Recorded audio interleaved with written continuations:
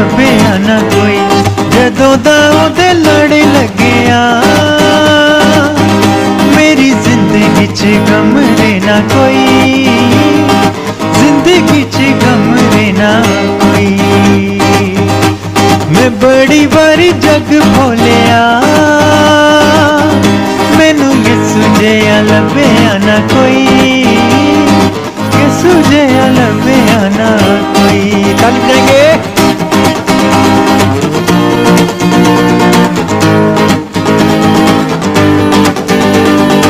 ओदे वांगू मैनू कोई प्यार किवें करेगा, ओदे वांगू मेरे लिए ना कदी कोई मरेगा। ओदे वांगू मैनू कोई प्यार किवें करेगा, ओदे वांगू मेरे लिए ना कदी कोई मरेगा। मैं सबनू वफा च तोलिया मैनू यसू जिहा लभ्या ना कोई, यसू जिहा लभ्या ना कोई। मैं सबनू वफा च तोलिया मैनू यसू जिहा लभ्या ना कोई, यसू जिहा लभ्या ना कोई। हालेलुया।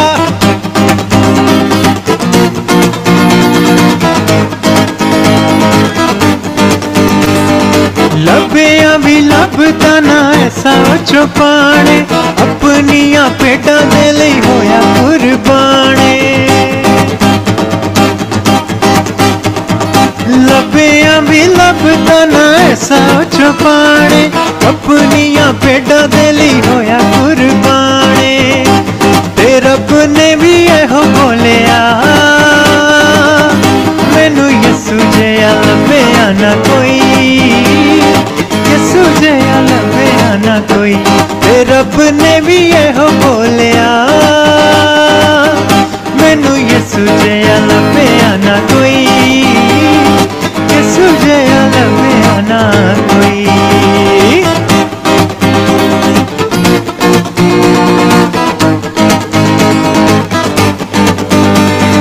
दुनिया ना वखरी यसू जी दी शाने, सब ते फजल कीता कैसा ओ महाने। दुनिया ना वखरी यसू जी दी शाने, सब ते फजल कीता कैसा ओ महाने। ते रूह ने भी एहो बोलिया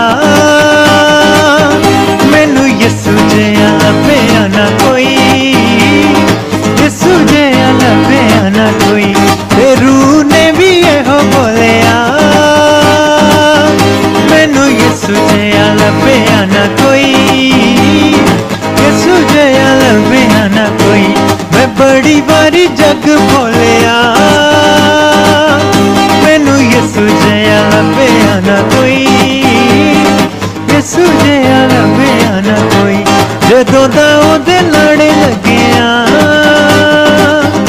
मेरी जिंदगी च गम रहना कोई, जिंदगी च गम रहना कोई। मैं बड़ी बारी जग भोलिया मैनू यसू जिहा लभ्या ना कोई, यसू जिहा लभ्या ना कोई। हालेलुया।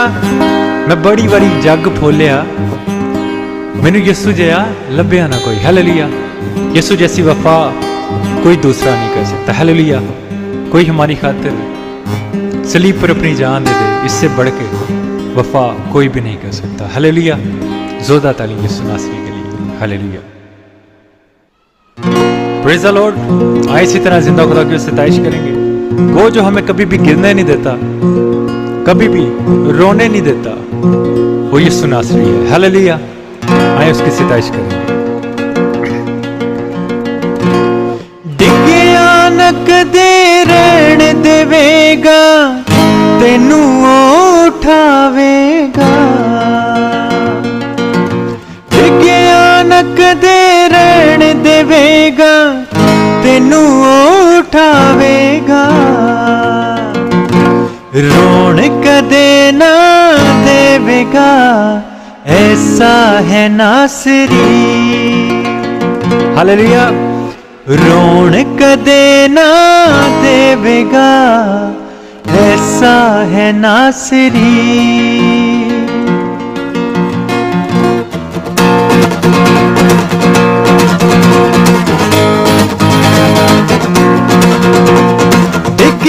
नक दे रहन देवेगा, तेनू उठावेगा।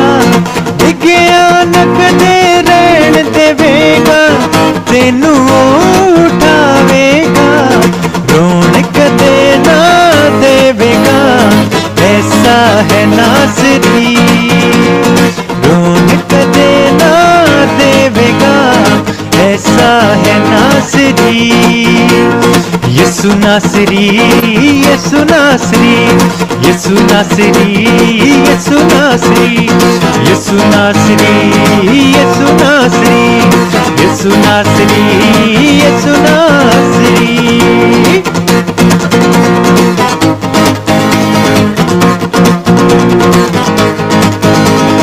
यसु नु तू सब तो अजीज बंदेया, रवि सदा उसदे करीब बंदेया। यसु नु तू सब तो अजीज बंदेया, रवि सदा उसदे करीब बंदेया। ओ भी दूर न रहन देवेगा, तेनू कोल बुलावेगा। ओ भी दूर न रहन देवेगा, अपने कोल बिठावेगा। रोम कदे ना देवेगा, ऐसा है नासरी। रोम कदे ना देवेगा, ऐसा है नासरी। हालेलुया।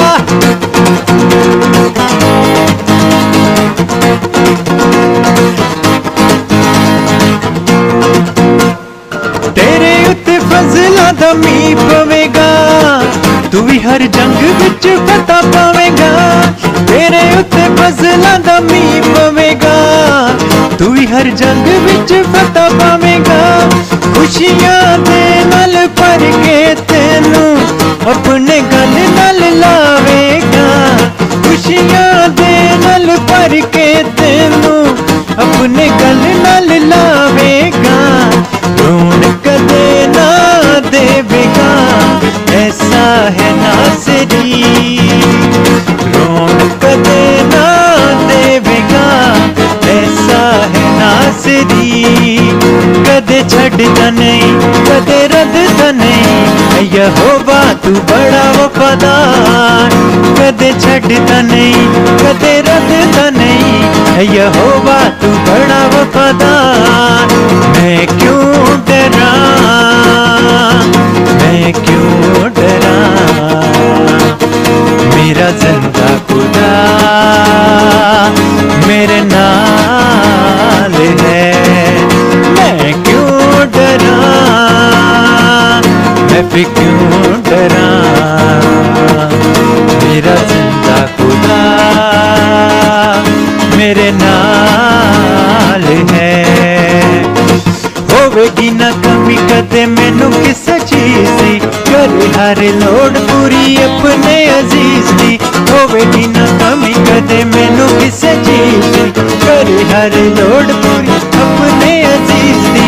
लभदा अयाली जिवें घूमी होई पेड़ नूं, लभदा अयाली जिवें घूमी होई पेड़ नूं, करदा ओ इंज मेरी पाल है। मैं क्यों डरा,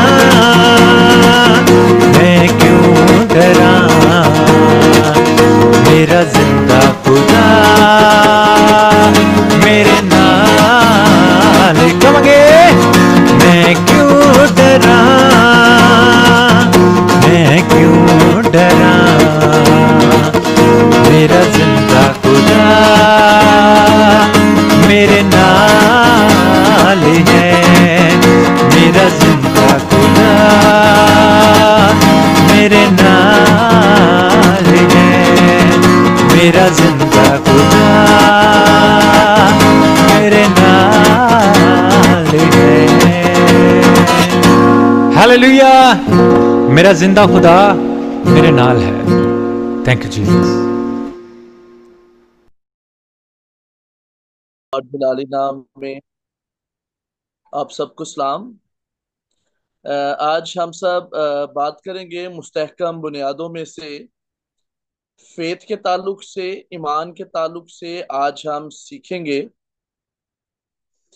जैसा कि हम सब मुस्तहकम बुनियादों के ऊपर बात कर रहे हैं और सीख रहे हैं, मैं आपके लिए स्लाइड्स शेयर करने लगा हूं।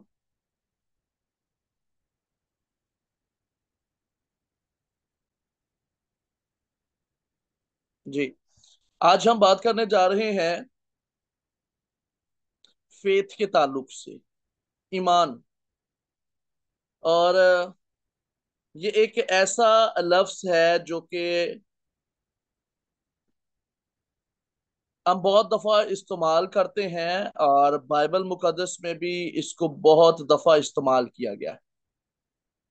सो आज का मुस्तहकम बुनियादों में से जो हमारा टॉपिक है वो है फेथ, ईमान। आए खुदावंत के कलाम में से देखेंगे रोमियो, उसका पहला बाब और उसकी 16 और 17 आयत। खुदावंत के कलाम में यूं लिखा है, क्योंकि मैं अंजील से शर्माता नहीं, इसलिए कि वो हर एक ईमान लाने वाले के वास्ते, पहले यहूदी फिर यूनानी के वास्ते, निजात के लिए खुदा की कुदरत है। इस वास्ते के उसमें खुदा की रास्तबाजी ईमान से और ईमान के लिए जाहिर होती है, जैसा लिखा है कि रास्तबाज ईमान से जीता रहेगा। ऑलरेडी इसके ऊपर मैंने बात की थी कि पालूस रसूल क्यों कहता है कि मैं अंजील से शर्माता नहीं। हमने इसके ऊपर ऑलरेडी बात की थी पिछली क्लासेस में। यहां पर जिस बात पर हमने गौर करना है वो ये है कि इस वास्ते के उसमें खुदा की रास्तबाजी ईमान से और ईमान के लिए जाहिर होती है, ईमान से और ईमान के लिए जाहिर होती है। Faith to faith. और फिर लिखा रास्तबाज ईमान से जीता रहेगा। 17 आयत पर सभी ने गौर करना है कि खुदा की रास्तबाजी ईमान से और ईमान के लिए जाहिर होती है। फेथ टू फेथ, ईमान से ईमान तक, ना कि ईमान से अमाल तक। ईमान से ईमान तक, जैसे हमने उस वर्ड्स में नोटिस किया कि लिखा हुआ है, पौलुस रसूल कहते हैं कि रास्तबाजी ईमान से और ईमान के लिए जाहिर होती है, रास्तबाज ईमान से जीता रहेगा। सो ये फेथ टू फेथ है। अंजील जो है वो क्या है? रास्तबाजी की खुशखबरी ईमान से ईमान तक है, ना कि ईमान से अमाल तक। समटाइम्स जो है हम ईमान से अमाल तक की जो है वो जानब जाते हैं, लेकिन खुशखबरी क्या है, अंजील क्या है? ईमान से ईमान के लिए। रास्तबाज कैसे जीता रहेगा? ईमान के वसीला से वो जीता रहेगा। नए अहद में ये बड़ा ही अहम लफ्ज है जो आपको बारहा मिलेगा। ईमान के ताल्लुक से हमें तीन बातें समझना जरूरी है। तीन बातों को समझना निहायत ही जरूरी है ईमान के ताल्लुक से। पहली बात, ईमान फजल का साथी है। ईमान क्या है? फजल का साथी है। हमने सीखा था कि पुराने अहदनामा में हमारा हिस्सा जो है वो क्या है? वो हमारा हिस्सा था कि हमने शरीयत में दिए गए कामों को क्या करना है? पूरा करना है। शरीयत में दी गए जो काम है उनको हमने क्या करना है? पूरा करना है। मगर फजल के मातहत हमारा हिस्सा क्या है? हमारा हिस्सा ये है कि फजल के मातहत हमने क्या करना है? हमने फजल पर ईमान रखना। शरीयत में हमारा हमारे हिस्से का काम जो था वो ये था कि हमने एहकाम को पूरा करना है। वो जो शरीयत के एहकाम थे, 613 एहकाम, उन एहकाम को हमने क्या करना था? पूरा करना था। ये शरीयत में हमारा हिस्सा था। लेकिन फजल में हमारा हिस्सा क्या है? कि हमने क्या करना है? हमने यीशु मसीह पर ईमान रखना है। यीशु मसीह पर हमने ईमान रखना है, और ईमान के वसीला से हम क्या करते हैं? खुदावंद की ब्लेसिंग्स को जो है उसको हम रिसीव करते हैं। मेरे साथ देखिएगा, लिखा है जिसके वसीला से, ईमान के सबब से उस फजल तक हमारी रसाई भी हुई जिस पर कायम है, और खुदा के जलाल की उम्मीद पर फख्र करें। वो सब कुछ जो यीशु के फजल के जरिया से जारी हुआ है, हम उस तक रसाई हासिल किस तरह से करते हैं? ईमान के जरिया से हम उस तक रसाई हासिल करते हैं। जो कुछ भी हमारे लिए जारी हुआ है सलीब से, यीशु मसीह ने सलीब से जो हमारे लिए जारी किया है, उसको हम कैसे रिसीव करते हैं? उसको हम ईमान के साथ रिसीव करते हैं, वसूल करते हैं। लिखा है तुमको ईमान के वसीला से, फजल ही से निजात मिली है। हमने कैसे निजात पाई है? ईमान के वसीला, फजल ही से। सो हमने वसूल कैसे किया? रिसीव कैसे किया? ईमान के साथ। जारी फजल है, लेकिन हमने रिसीव कैसे किया? वसूल कैसे किया? ईमान के साथ। जो कुछ हमें मुहैया किया गया है, ईमान उसको वसूल करता है। फिर लिखा है, जो मैं ब्रैकेट में जो सामने आपके है, ईमान हमें निजात नहीं देता। इस बात को समझना बड़ा जरूरी है। समटाइम्स हम क्या करते हैं? हम अपने ही ईमान के ऊपर ईमान रख रहे होते हैं, और वो ईमान जो है वो अमल में बदल जाता है। हमने यीशु मसीह पर ईमान रखना है। यीशु मसीह पर ईमान रखने से जो है, आपने इसको जो है इसमें फर्क जो है खुद इसको अंडरस्टैंड करना है कि समटाइम्स हम क्या करते हैं? हम अपने ईमान के ऊपर ईमान रखते हैं, और वो भी क्या है? वो भी जो है वो अमाल की तरह ही है। सो हमने इन दोनों में फर्क जो है उसको देखना है।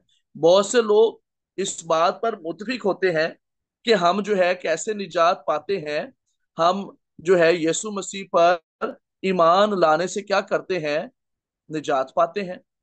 लेकिन उसके बाद वो क्या करते हैं? वो अपने उस ईमान पर फख्र करना शुरू कर देते हैं कि मैं ईमान लेकर आया, इस वजह से मैंने निजात पाई। उसमें सारा क्रेडिट वो किसको दे देते हैं? वो अपने आप को दे देते हैं।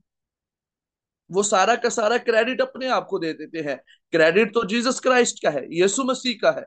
यीशु जिसने आपके लिए, मेरे लिए कफारा दिया, जिसने हमारे लिए सलीब पर जान दी। और लिखा उसने अपनी मोहब्बत की खूबी को हम पर यूं जाहिर किया कि जब हम गुनहगार ही थे तो मसीह हमारी खातिर मुआ। सलीब पर जान यीशु मसीह ने दी।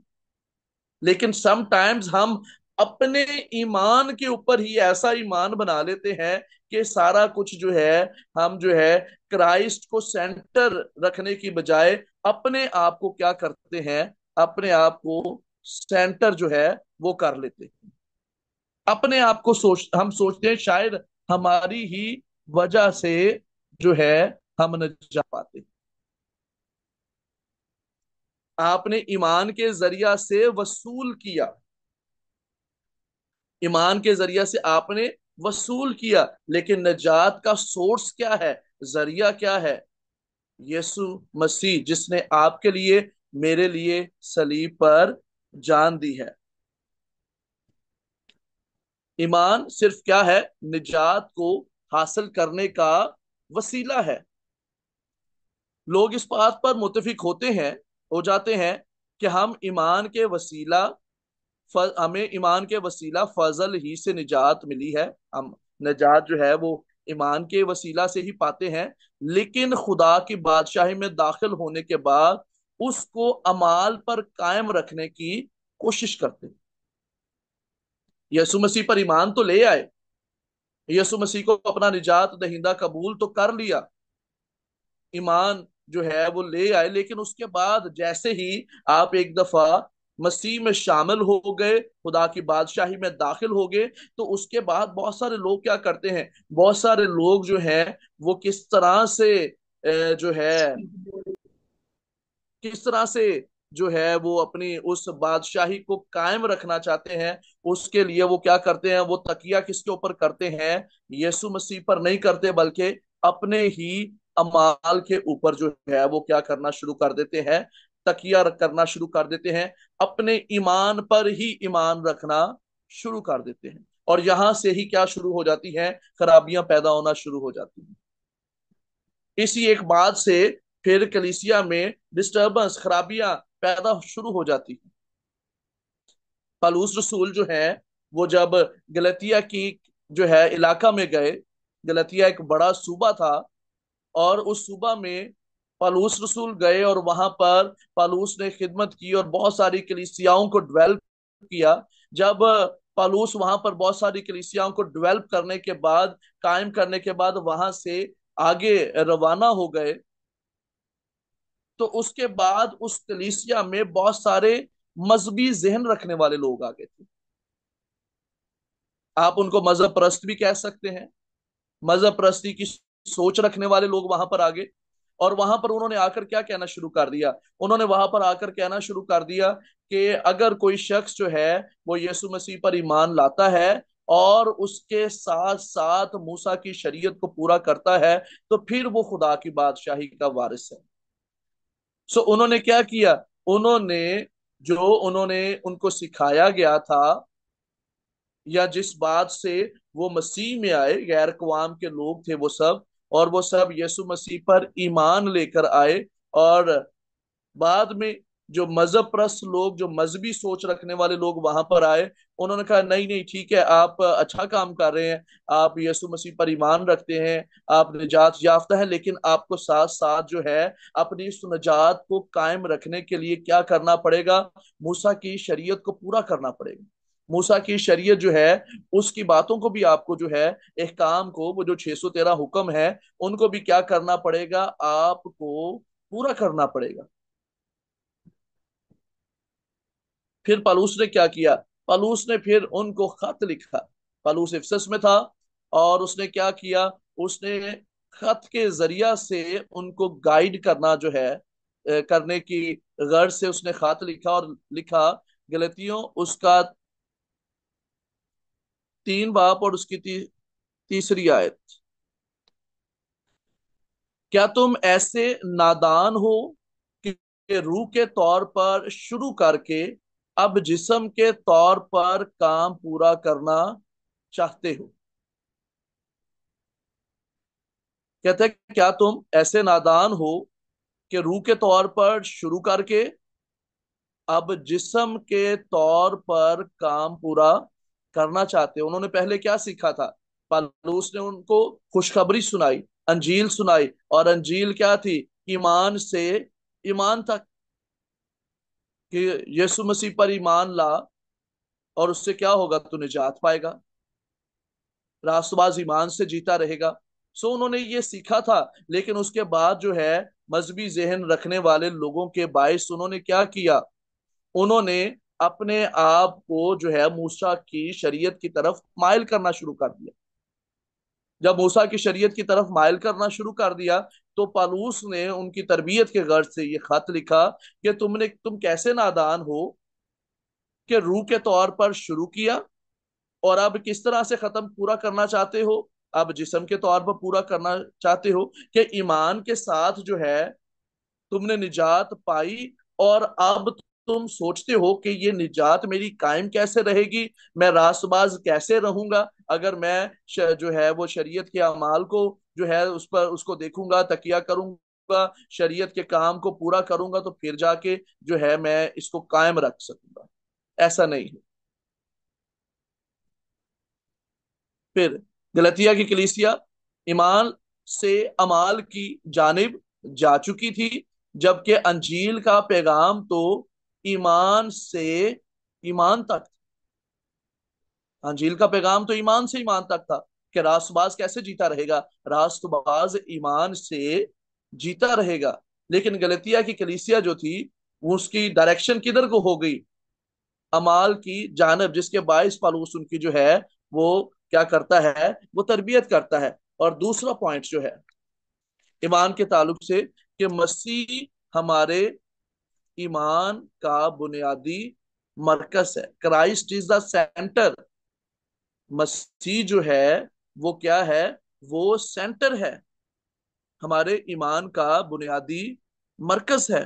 कुछ लोग अपने ईमान पर ईमान रख कर जीने की कोशिश करते हैं, लेकिन आप ऐसा नहीं कर सकते।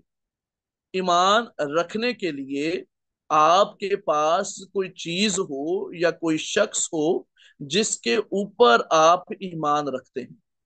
ईमान पे ईमान जो है वो नहीं रखा जाता, बल्कि आपको इस बात को समझना है कि ईमान के लिए आपके लिए कुछ, आपके पास कुछ हो, कुछ चीज हो। या तो आपके पास कोई चीज हो जिसके ऊपर आप जो है फेथ जो है रखें, या किसी शख्स पर आप ईमान रखें। बस जो है वो खाली ईमान पर ईमान रखना जो है वो कुछ भी नहीं है। ईमान पर ईमान रखना ये कुछ भी नहीं है। हमारे ईमान की मजबूती उस चीज पर जो है इंसार करती है जिस पर हम ईमान रख रहे हैं।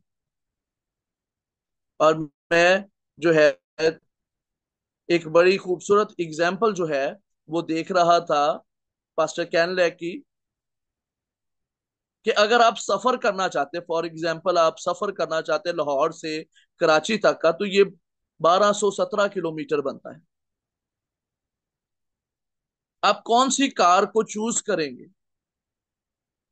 आप एक नई गाड़ी का चुनाव करेंगे जो कराची से होकर वापस लाहौर तक आपको सलामती के साथ पहुंचा दे, या फिर आप एक ऐसी कार का चुनाव करेंगे जो कि में जिसको जंग लगा हुआ है या जिसका इंजन शायद ठीक काम नहीं कर रहा। और मैं बड़ी जो है उनकी खूबसूरत बात जो है उनकी थी कि आपका ईमान जो है उसकी मजबूती का ताल्लुक जो है उस चीज की मजबूती से है जिस चीज पर जो है आपने, जिस चीज पर आप ईमान रखते हैं। मेरा ईमान नहीं कि आप जो है जंग आलूदा गाड़ी से इतना लंबा सफर कर सकेंगे। आपके ईमान की मजबूती का ताल्लुक उस चीज की मजबूती के साथ जुड़ा हुआ है जिस पर आपको ईमान है। बस नए अहद में हमारे ईमान की बुनियाद यीशु मसीह है। बुनियादी मरकज कौन है? यीशु मसीह है। ये वो है जिस पर हम अपना ईमान रखते हैं। हम यीशु मसीह पर ईमान रखते हैं, और यीशु मसीह ने जो काम मुकम्मल कर दिया है हम उस पर ईमान रखते हैं। बस नए अहद में हमारे ईमान का बुनियादी मरकज यीशु है। जब हम बात ईमान की करते हैं, आपको पुराने अहद में और नए अहद में ईमान लाना, इसके ताल्लुक से आप पुराने अहद में जब आप देखेंगे आपको जो है 15 मर्तबा जो है ये मिलेगा, और ये बहुत कम है। लेकिन जब आप नए अहद में देखते हैं तो तकरीबन 150 मर्तबा आपको नए अहद में जिक्र मिलेगा कि आप किस तरह से ईमान लाते हैं और निजात पाते हैं। सो पुराने अहद को और जब नए अहद को आप दोनों को कंपेयर करें तो आपको पता चलेगा कि पुराना अहद जो है उसमें ईमान के ताल्लुक से कुछ इतना ज्यादा जो है वो लिखा नहीं गया। उसकी वजह क्या है? उसकी वजह यह है कि पुराने अहद में जिस पर ईमान लाना था वो तो अभी मुजस्सम हुआ ही नहीं था। जिस पर ईमान लाना था वो तो मुजस्सम हुआ ही नहीं था। मेरे साथ देखिएगा, पौलुस रसूल का खाता है गलतियों के नाम, उसका तीसरा बाब है और उसकी 22 और 23 आयत। मगर किताब मुकद्दस ने सबको गुनाह का मातहत कर दिया, ताकि वो वादा जो यीशु मसीह पर ईमान लाने पर मौकूफ है, ईमानदारों के हक में पूरा किया जाए। ईमान के आने से पेशतर शरीयत की मातहती में हमारी निगहबानी होती थी, और उस ईमान के आने तक जो जाहिर होने वाला था हम उसी के पाबंद रहे। पौलुस रसूल पुराने अहद के बारे में क्या बता रहा है? वो बता रहा है कि पुराने अहद में ईमान हमें लफ्ज भी क्यों कम मिल रहा है। उसकी रीजन है कि ईमान तो आने वाला था। हम ये कह सकते हैं कि पुराना जो अहदनामा है वो ईमान का नहीं बल्कि उम्मीद का जमाना था, क्योंकि उसमें उम्मीद दी गई थी। उसमें बताया गया था कि एक लड़का तो अलग होगा, उसकी बादशाही का आखिर ना होगा। सो पुराना अहदनामा वहां पर हमें क्यों कम नजर आ रहा है? उसकी एक वजह यह है कि ईमान मुजस्सम नहीं हुआ था, कलाम मुजस्सम नहीं हुआ था।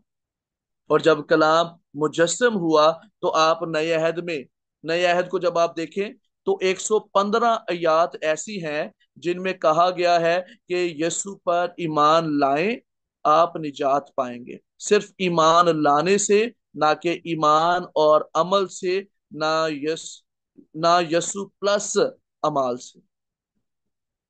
नए अहद में 115 आयात ऐसी जहां पर इस तरह से कहा गया, और उन 115 के अलावा 35 आयात और हैं जिनमें लिखा है कि वो जो निजात याफ्ता है वो सिर्फ ईमान के वसीला से ही है।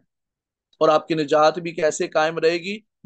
जो है ईमान के वसीला से ही, ना कि अमाल के सबब से। Faith plus something is equal to nothing. ईमान के साथ आप किसी भी चीज को ऐड कर दे तो उसका नतीजा कुछ नहीं।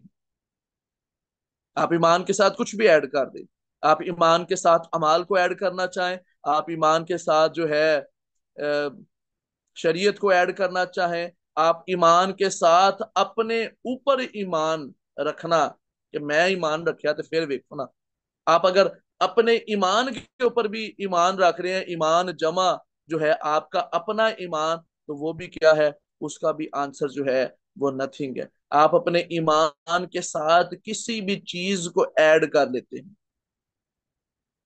तो वो उसका आंसर क्या है? नथिंग है। सो जो है आप ईमान के वसीला से क्या करते हैं?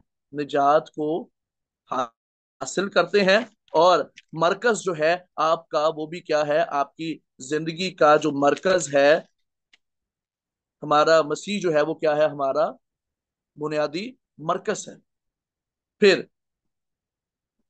तीसरी बात, शुक्रगुजारी ईमान की जुबान है।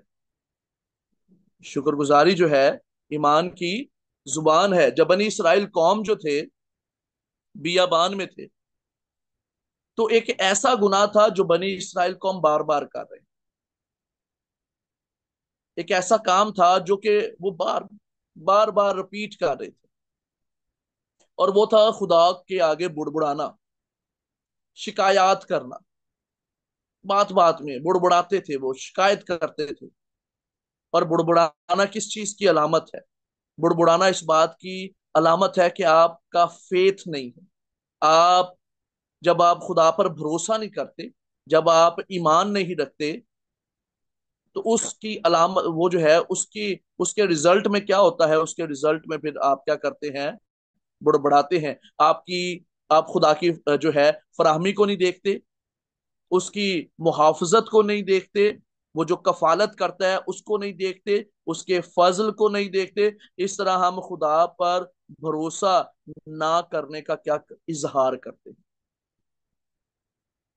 इसके बरक्स, इसके ऑपोजिट, इसके बरक्स जो है, जब हम मुश्किल हालात में भी खुदा के फजल पर भरोसा करते हैं, उसकी फराहमी पर यकीन करते हैं, इस तरह हम क्या करते हैं, उसकी शुक्रगुजारी करते हैं। हमारी शुक्रगुजारी हमारे ईमान की अलामत है। हमारी शुक्रगुजारी हमारे ईमान की अलामत है। आप मुआजना करें बनी इसराइल कौम का। बनी इसराइल कौम बुड़बुड़ा रहे थे, और वो उनके उनके ट्रस्ट की डेफिशिएंसी को शो कर रहा था, इस बात को जाहिर कर रहा था कि वो क्या है, वो जो है खुदा पर भरोसा नहीं कर रहे।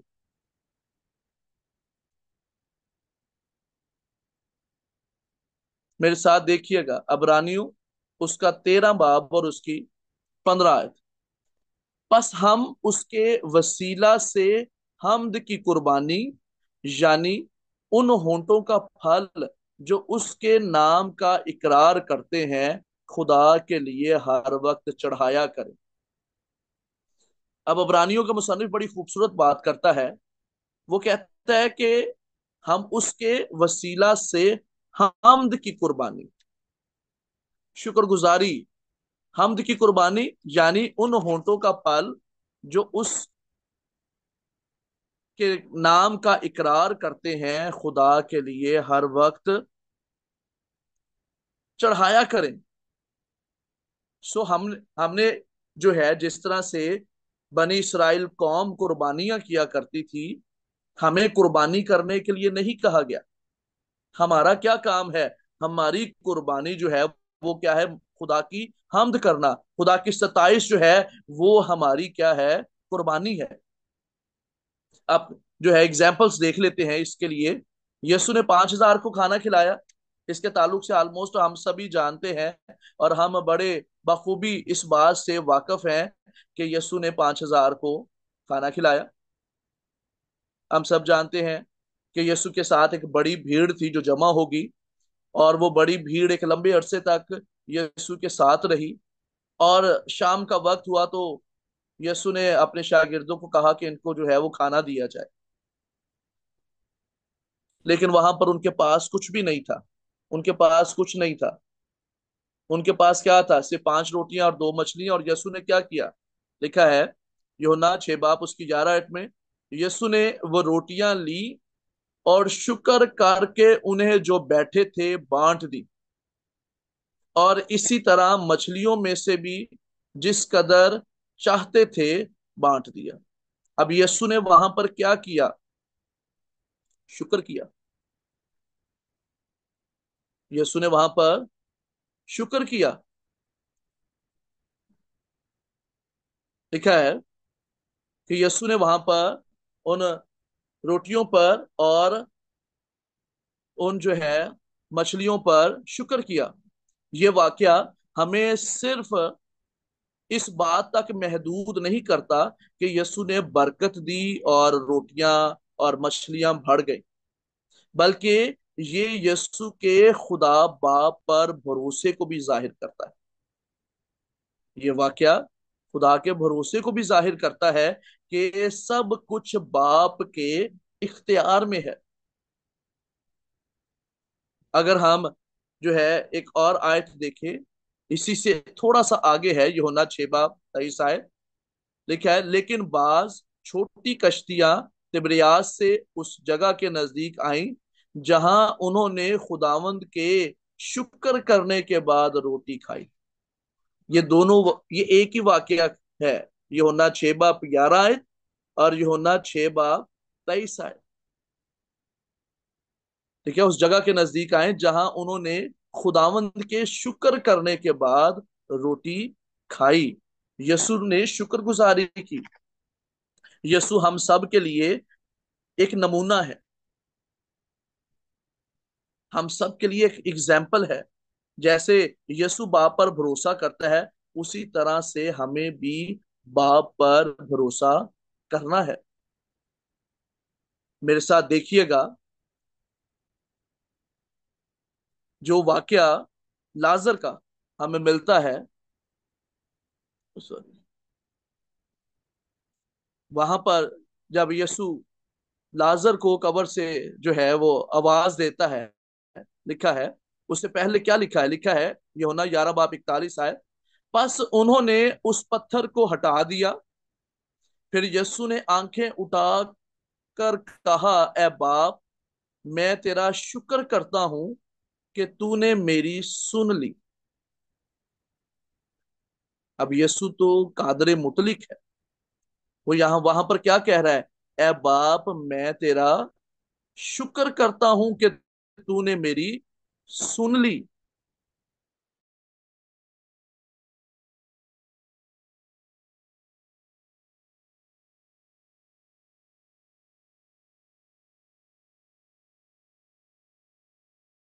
सो यहां पर भी खुदा भरोसे को जाहिर करता है कि भरोसे का इजहार है। मेरे साथ हवाला देखिए, थसालिकियों के खात में लिखा है 5 बाब उसकी 18 आयत में, हर एक बात में शुक्रगुजारी करो, क्योंकि मसीह यस्सु में तुम्हारी बाबत खुदा की यही मर्जी है। पलूस रसूल क्या कहते हैं? वो कहते हैं कि हमने क्या करना है, हर बात में उसकी शुक्रगुजारी। अब हम शुक्रगुजारी कब करते हैं? जब हम कुछ हासिल कर लेते हैं, जब हम कुछ पा लेते हैं। ये गलत है, ऐसा करना छोड़ दें। बल्कि मुश्किलात और परेशानियों के आगाज में या हर हाल से जिस भी वक्त आप चाहे मुश्किल में है, आप परेशानी में है, या उनका आगाज है, उस वक्त खुदा पर भरोसे को जो है वो जाहिर कर। आप जब उस वक्त जो है शुक्रगुजारी करते हैं, तो वो दरअसल क्या है? वो दरअसल खुदा पर हमारे भरोसे का इजहार है कि वो कादरे मुतलिक है और उसने हमारे लिए सब कुछ कर दिया है। उसने सब कुछ आपके लिए कर दिया है, सलीब से आपके लिए हर चीज जारी हो चुकी। सो शुक्रगुजारी जो है वो फिर जो है रोमियो के खाते में लिखा है, रोमियो 8 बाप उसकी 25 है, जिसने अपने बेटे ही को दरेग ना किया, बल्कि हम सब की खातर उसे हवाला कर दिया, और उसके साथ और सब भी हमें किस तरह ना बख्शे। जिसने बेटे ही को देने में दरेग ना किया, लिखा है कि वो क्या करेगा? सब चीजें हमें क्या करेगा? मुहैया करेगा। ये उसका वादा है। अब चूंकि ये उसका वादा है, सो हमने क्या करना? हमने अपनी दुआ के अंदाज को बदलना है। समटाइम्स हम क्या करते हैं? हम दुआ करते हैं, दुआ में ऐसे जैसे हम खुदा को हुक्म दे रहे हैं। समटाइम बिल्कुल ऐसे है कि हम जो है एक शॉपिंग की जो है वो लिस्ट जो है वो बता रहे हैं कि खुदा मेरे लिए ये भी कर दे, मेरे लिए ये भी कर दे, मेरे लिए ये भी कर दे। हुक्म देने की तरह, या जो है एक शॉपिंग लिस्ट। अपनी जरूरियात को शुक्रगुजारी के साथ खुदा के पास लाया करें। आपकी जो जरूरियात हैं, जब आप खुदा के हजूर लेकर आते हैं, तो वो शुक्रगुजारी की तरह लाया करें कि खुदावंद, मेरा ईमान है कि तूने मेरे लिए सब कुछ जारी कर दिया है, तू मेरे लिए सब कुछ जो है कर चुका है। फिर मेरे साथ एक और हवाला देखिएगा, कुलसियों उसका 2 बाब है, 6 7 आयत लिखा है, बस जिस तरह तुमने मसीह यस्सु खुदावंद को कबूल किया, उसी तरह उसमें चलते रहो, और उसमें जड़ पकड़ते और तामीर होते जाओ, और जिस तरह तुमने तालीम पाई, उस तरह ईमान में मजबूत रहो और खूब शुक्रगुजारी किया करो। हमने जिस तरह से, अब ये वही बात है, हमने ऑलरेडी गलतियों के हवाला को देखा कि वो भी क्या कर रहे थे? ईमान से हटकर अमाल की जानब जा रहे थे। अब यहाँ पर क्या कह रहा है पालूस कुलसियों को? वो कह रहा है कि जो है जिस तरह से तुमने खुदावंत को कबूल किया, उसी तरह से उसमें चलते रहो, उसमें जड़ पकड़ते जाओ, तामीर होते जाओ, और जिस तरह तुमने तालीम पाई, उसी तरह ईमान में मजबूत रहो और खूब शुक्रगुजारी किया करो। एक और हवाला देखिएगा, फिलिपियों उसका 4 बाब और उसकी 6 आयत, किसी बात की फिक्र ना करो, बल्कि हर एक बात में तुम्हारी दरख्वास्तें दुआ और मिन्नत के वसीला से शुक्रगुजारी के साथ खुदा के सामने पेश की जाए। हमारा दुआ का अंदाज इस तरह से होना चाहिए कि हम शुक्रगुजारी के साथ खुदा के हजूर जो है रखें कि खुदा ने हमारे लिए सब कुछ कर दिया है। और जब हम ईमान ले आते हैं उसके सब वादों पर, तो हम उस उनके जो है उन तमाम वादों से क्या होते हैं, लुत्फ अंदोज होते हैं।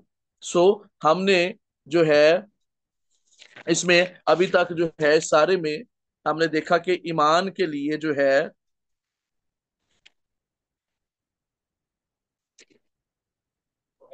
तीन जरूरी बातों पर हमने गौर करना है कि ईमान फजल का साथी है। दूसरा, मसीह हमारे ईमान का बुनियादी मरकज है। और शुक्रगुजारी ईमान की जुबान जब दोबारा आएंगे ना फिर, है। क्योंकि ये आप सब हो गया बहुत ना बरकत। डिस्कस। रूप से बताना है कि ये अथेंटिक है और ये इसका सवाल है।